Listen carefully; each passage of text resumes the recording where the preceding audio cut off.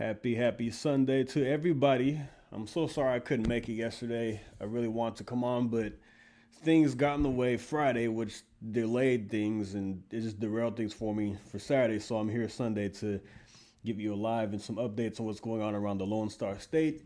Have some crazy stories that I came across. You can always come here for those wild, crazy things happening in the state of Texas, the great, big, beautiful state of Texas. But give everybody time to get in here. I'm going to run through some of these stories about what we'll be talking about today. A wild bear spray attack in Houston. A man was attacked with bear spray from a former acquaintance, or I guess they were enemies at some point, or they didn't like, I don't know, something. So they had some kind of beef previously, and he got attacked with bear spray, and then got hit by a car. I won't be playing that part of the video, but he got hit by a car after that, and I think it was all a setup. Bear spray attack and hit him with a car. Luckily, he survived, but he is paralyzed from the waist down. A sad story there. And what do we have? A tire shop manager killed in Dallas, and I've heard nothing from BLM. Black man was killed by another black man, and nobody's talking about it. No BLM outrage. Texas DPS on the high alert as they launch a massive holiday security plan to keep us safe during this holiday season. Ken Paxton sues Epic City to halt development scheme. Greg Abbott directs the US Treasury to go after CAIR. See, jugging crimes surge across Houston and San Antonio. So yeah, let's jump into it. Jugging crimes are bank crimes where people they watch somebody at a bank, pull cash out of an ATM, and then follow them home or wherever they're going to and rob them. So let's get started here. Houston man's life forever altered after he was paralyzed from the waist down in a hit and run near the bars in Montrose. That was part two of a devastating attack that started when police say someone else drove by and bear sprayed him in the face. The video coming to light just now 6 months after the shocking act of violence. And we have to warn you, the rest of it is difficult to watch. ABC 13's Luke Jones is live in Montrose with the search for the drivers who did this. Luke. Yeah, and the victim, he was standing right out here at the corner of Fairview and Crocker when that first person drives up and bear sprays him. So at that point, he's on the ground scrambling around trying to regain his composure when a second car comes speeding down Fairview, This guy's always laughing when he's always smirking when he does these reports. Strikes him and hurls him across the street. A snapshot of life. As Mark Michael knew it. I loved playing basketball. I loved running around. Before the June 18th hit-and-run crash that left him paralyzed from the waist down, fractured multiple bones, and ultimately cost him his career as a professional chef. I was evicted from my apartment. I lost my job. I pretty much lost everything. That morning, he says he'd been drinking at the Montrose bar, Barcode, when he recognized an acquaintance from years ago. I seen the evil look in his eye. I tried to say hello. He said, "Do you remember me?" And it was almost like the look of a hyena. Michael says he took off running out of the bar, but a short time later... That's creepy. Get the look of a hyena after you ask the guy how he's doing. You know it can't be good after that. He's walking at Fairview and Crocker. Police say someone drives up in a dark-colored Kia Soul and bear sprays him. He suspects it's the same guy from the bar. After trying to wipe the spray from his eyes, Michael eventually stumbles to the ground. I was kind of just on my hands and knees, just trying to beg for help and trying to find myself, and cars were passing me by. We have to warn you, what you're about to see, you may find hard to watch. Around 2 minutes after Michael's bear sprayed, a red Ford Focus drives up and strikes him. All right, I'm not going to play that. Lane, where multiple Good Samaritans, including an off-duty police officer, find him. They actually sped up right before they hit me. And so you could just tell it was very intentional. Michael believes the hit-and-run driver may be connected to the person who bear sprayed him. Police confirm he provided them with a name, but they're staying tight-lipped beyond that, only saying they haven't made any arrests. I would just wonder why somebody would want to attack me like that and hurt me like that. Stripping him of his livelihood, stripping him of the life he knew. In Montrose, Luke Jones, ABC 13. Wow, that's a pretty scary situation there. I wonder who it was. Like, this had to be planned. I mean, this person that saw him in there said, "Do you remember me?" And then outside, he's bear sprayed, and all of a sudden gets hit by a car. And they didn't slow down. They had to have seen him. They sped up, actually. So I think this was coordinated. Don't know what kind of issues he had with this person in the past. I looked it up. This is a gay club, so I don't know if there was some kind of relationship between him and this guy or some kind of connection somewhere, and now he's paralyzed from the waist down. The two suspects have not been caught. I mean, imagine getting bear sprayed out of nowhere and then a car slams into you. And I watched the video. Unfortunately, I didn't know it was coming up, and then the guy just flies into the street and onto the concrete. It's pretty crazy. But I didn't want to play that because it's graphic and it's just, it's not pretty to watch. But here's another story. Dallas police say a man was a business owner. A tire shop was killed by his employee for no apparent reason. At least we don't know the reason yet. Let's check it out. Well, Dallas police say they arrested a man accused of killing his manager. 21-year-old Marlon Lawrence is facing a murder charge tonight. Police say he shot and killed 42-year-old Billy Brightman at a tire shop off Camp Wisdom Road in the Redbird neighborhood of Dallas. Luxor's Peyton Yeager spoke with the victim's loved ones. She's live with more. Peyton. Steve, and the biggest question from this family tonight is why, and why did it escalate to such violence from someone the manager hired? Now the tire shop manager leaves behind a wife and 2 children. Rent-A-Tire off Camp Wisdom Road in Dallas sat quiet on Tuesday. A sign outside for customers: "Sorry for the inconvenience. Our store is currently closed." But Monday afternoon, it was chaos. These photos of police on the property snapped by nearby businesses. Dallas police say the manager of the tire shop, 42-year-old Billy Brightman, also known as BJ, was murdered by one of his employees, 21-year-old Marlon Lawrence. It had to be like almost like 145, 150, and that's when I started seeing like the crime scene. James Luck, a friend of 20 years, had actually spoken to Brightman early Monday morning. He swung by the shop that afternoon and confusion set in. Luck later learned Brightman died at the hospital, describing him as a motivated, selfless family man. Just unbelievable, just for it to actually roll out the way it did. Surveillance video, according to police, showed Brightman working the front counter. Dallas detectives say Lawrence, a tire technician, approached Brightman from behind and shot him in the back and then again in the face.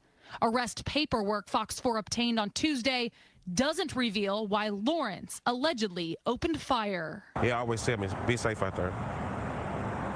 That's the only thing he always would project to me, like, "Be safe out there, bro. Be safe out there, bro." They just... Luck, teary-eyed, thinking about the parting words Brightman would always say to him. Now, just thinking of him always telling me that, it just kind of bothers me now. Once Lawrence was taken to Dallas police headquarters to be interviewed, police say he did admit to shooting his boss. Lawrence, he remains in the Dallas County Jail tonight. He is charged with murder. Steve, back to you. All right.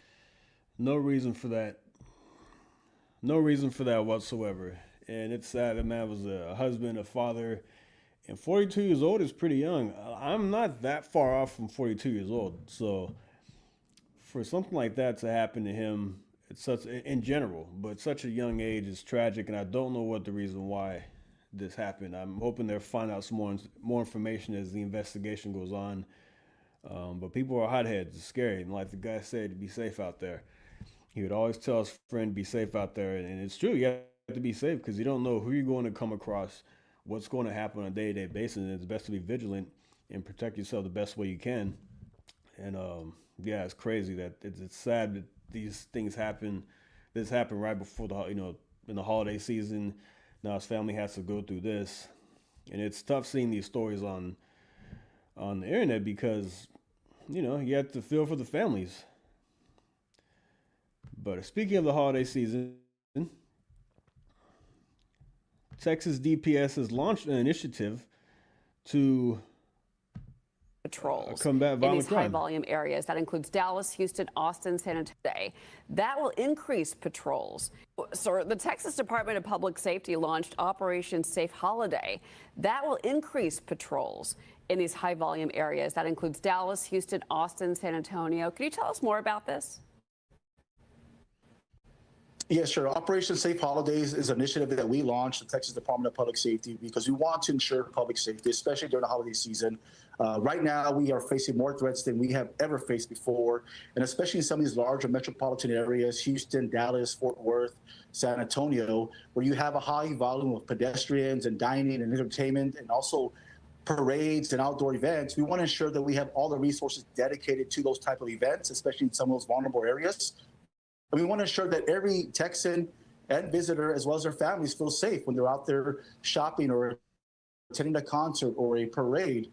That's what we want to do. That's the purpose behind Operation Safe Holidays. Just most recently, early September, we launched and developed a Homeland Security Division within our agency.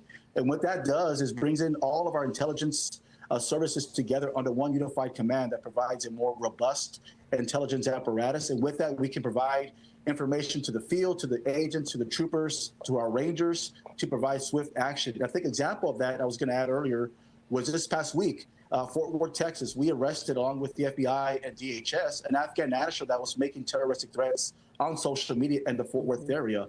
So that really shows the example of how committed we are in Texas to ensure public safety. And we want to make sure that everyone has a safe holiday, especially coming up. So that's the purpose of Operation Safe Holidays. Also, the public can also download an app that we launched, iWatch Texas, where they can report any type of suspicious behavior or activity where we can take action. So again, we are taking the step in the right direction to be proactive when it comes to any type of domestic terrorism or any threats to life. That's one thing that we want to be sure on. That's one thing the governor has prioritized as well, Governor Abbott, that we want to prioritize public safety and national security in the state of Texas. Absolutely. Lieutenant Christopher Oliveras, it's always great to see you. Thank you so much. Yeah, that's hugely important in this time of the year because you see crazy things that happen at these parades in Europe and even here in the United States. So one guy drove a car through the crowd and they plowed through. Was that in Michigan, I believe that happened? But you hear about crazy stuff all the time during the holidays, and he said that threats are at an all-time high, right, higher than ever. So I wonder what's the reason for that and what's how they're obviously dealing with it because they put together this initiative. And it's good to know that the governor and law enforcement are in sync with each other, going to keep us, try to do the best they can to keep us safe here in the state of Texas. Like you said, the guy that was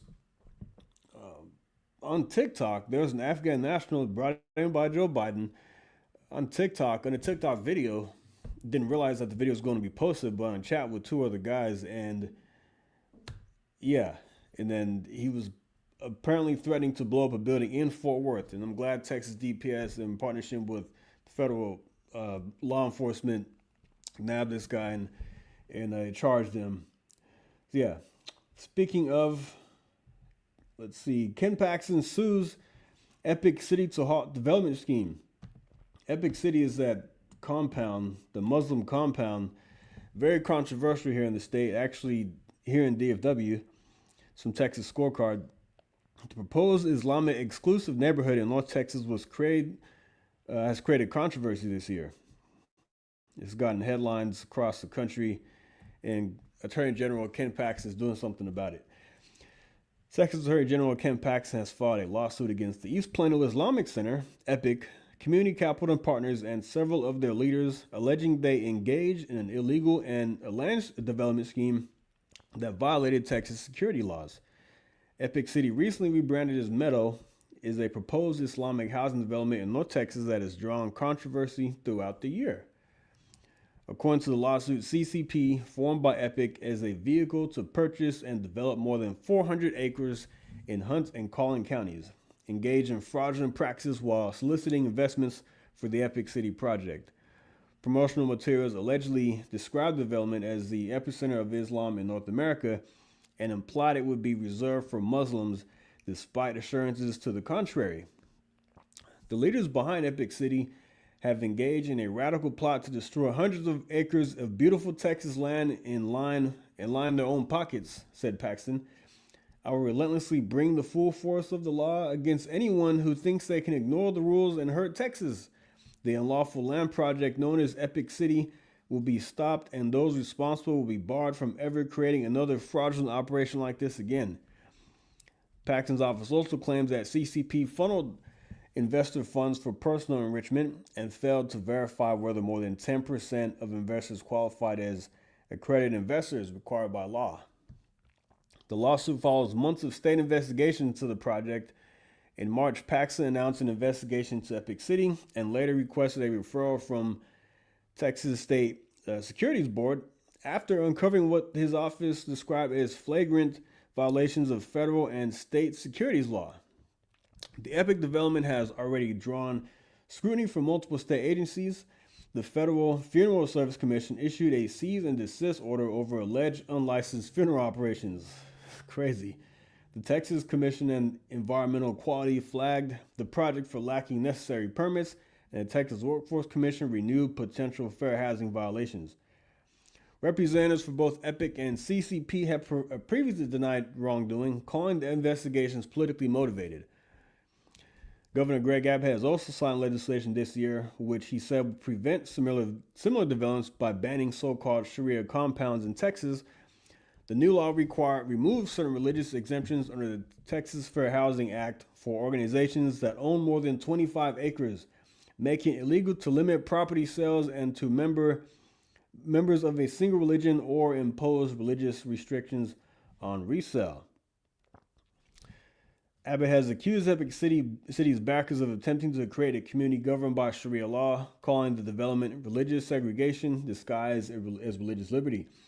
Under that law, the Attorney General has additional authority to enforce the statute through the Deceptive Trade Practices Act and to bar developers found in violation from forming new special districts or using public funds.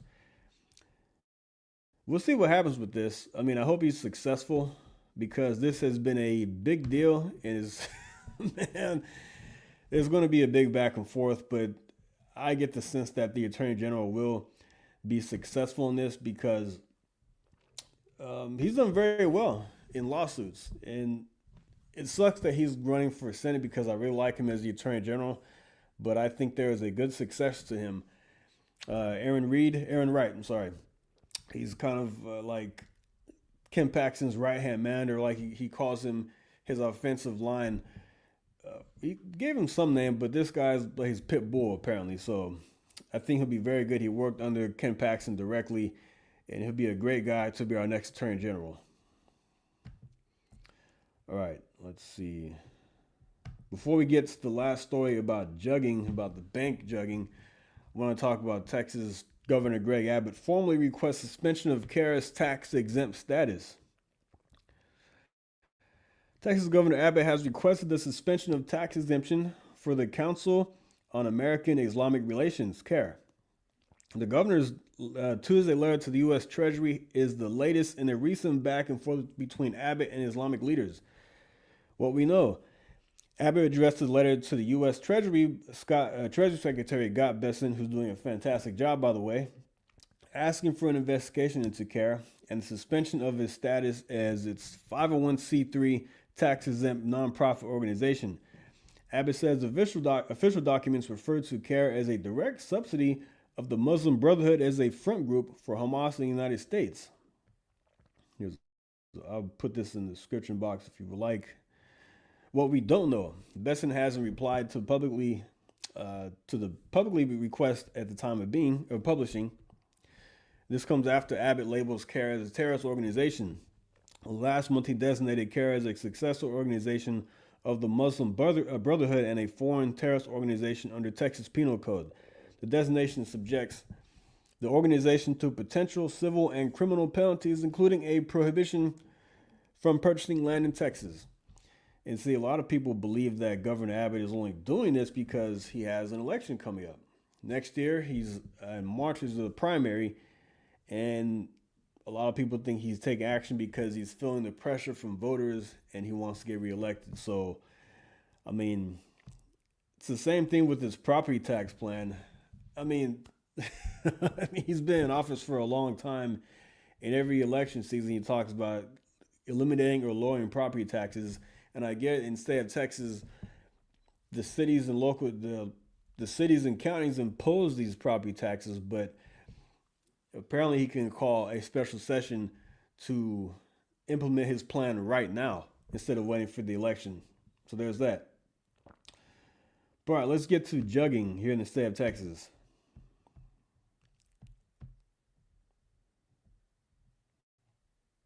Right now at 6, jugging crimes are surging across the Alamo City. Criminals are watching as people withdraw money at banks, then follow them home to steal their cash. Police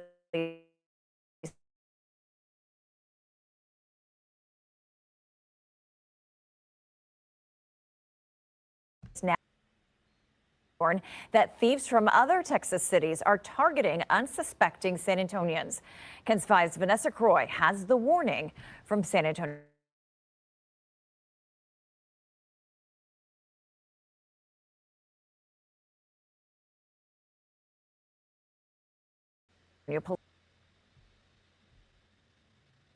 Police say juggers are out right now, staking out bank parking lots and waiting for their next victim. And with cases on the rise, police now believe that organized crews are coming from Houston